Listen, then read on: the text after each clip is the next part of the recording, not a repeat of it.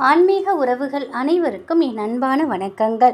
நாளைய தினம் கடைசி வெள்ளி, அது மட்டும் இல்லாமல் மூல நட்சத்திரம், ஏகாதசி திதி அனைத்துமே சேர்ந்து வருது. வரமகாலட்சுமி நோன்பு நாளைக்கு எடுக்கிற தினம்.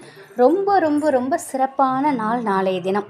நாளைய தினம் மகாலட்சுமி தாயாரோட அருள் கடாட்சத்தை நம்ம பெறணும் அப்படின்னா நம்ம செய்ய வேண்டிய ஒரு எளிமையான சூட்சும பரிகாரத்தை தான் இந்த பதிவில் நம்ம பார்க்க போகிறோம்.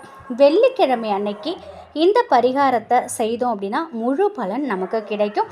வரலட்சுமி விரதத்தன்று வெள்ளிக்கிழமை காலை சூரிய உதயத்துக்கு முன்னாடியே நம்ம குளிச்சிடணும். நம்முடைய குடும்ப செல்வ செழிப்பில் உயர்ந்து நிற்கணும் அப்படின்னா நமக்கு மகாலட்சுமி கடாட்சம் நமக்கு கிடைக்கணும். அதற்கு செய்ய வேண்டிய எளிமையான பரிகாரத்தோட பொருளை நம்ம இப்போ முதல்ல பார்த்துடலாம். தாமரை பூவும் பச்சை கற்பூரம் தான் இதுக்கு நமக்கு தேவை.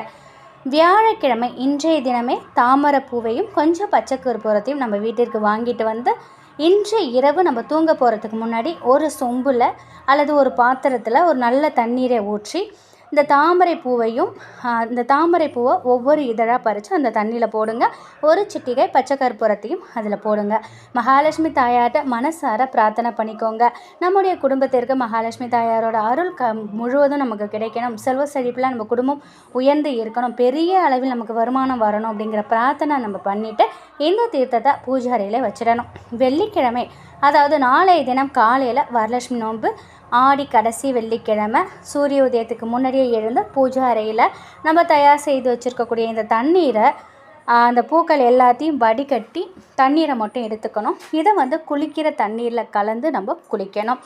முதல்ல நம்ம குளிக்கணும். இந்த தண்ணீரை கலந்து குளிக்கும் பொழுது நம்ம வடிகட்டின தண்ணியில் பன்னீர் இருந்துச்சுன்னா அதையும் பன்னீரோடு நம்ம சேர்த்து குளிக்கணும்.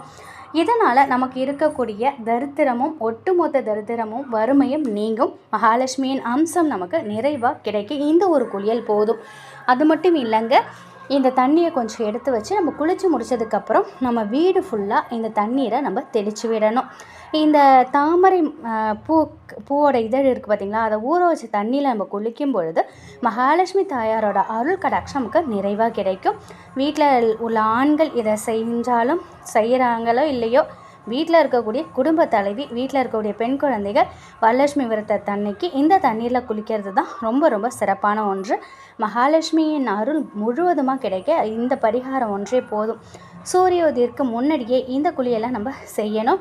அதுக்கப்புறம் பூஜை அறையில் மகாலட்சுமி தாயாரை வணங்கிட்டு நம்முடைய அன்றாட வேலையை நம்ம தொடங்கலாம். விரதம் இருக்கிறவங்க விரதம் இருக்கலாம், கோவிலுக்கு சென்று வழிபாடு செய்கிறவங்க வழிபாடு செய்யலாம். வியாழக்கிழமை அனைவருமே இந்த ஒரு எளிமையான சூட்சுமமான பரிகாரத்தை இன்று இரவே நீங்கள் செய்து வச்சுருங்க. நாளைய தினம் உங்கள் வீட்டிலையும் இந்த தண்ணியில் தெளிங்க. அதுக்கு முன்னாடி நீங்கள் குளிக்கிற தண்ணியிலையும் இதை கலந்து நீங்கள் குளிங்க. உண்மையாகவே மகாலட்சுமி தாயாரோட அருள் பரிபூரணமாக நமக்கு கிடைக்கிறதுக்கு இந்த குளியல் போதுமான ஒன்று. நமக்கு லக்ஷ்மி கடாட்சம் 16 செல்வங்களும் நம் வீடு தேடி வருவதுங்கிறது ரொம்பவே சிறப்பான ஒன்று. இதை செல்வ செழிப்போடு அபரிவிதமான அதிர்ஷ்டமும் நமக்கு ஏற்படும். இந்த தகவல் நிச்சயம் உங்களுக்கு பயனுள்ளதாக இருக்கும் அப்படின்னு நம்புகிறேன். வரலட்சுமி தாயாரோட அருள் முழுவதும் உங்களுக்கு கிடைக்கட்டும். எப்பொழுதும் உங்கள் வீட்டில் நிறைந்த செல்வத்தோட, தீர்க்க சுமங்கலி பாக்கியத்தோட, எப்பொழுதும் நிறைவான வாழ்க்கை வாழ வாழ்த்துக்கள். நன்றி.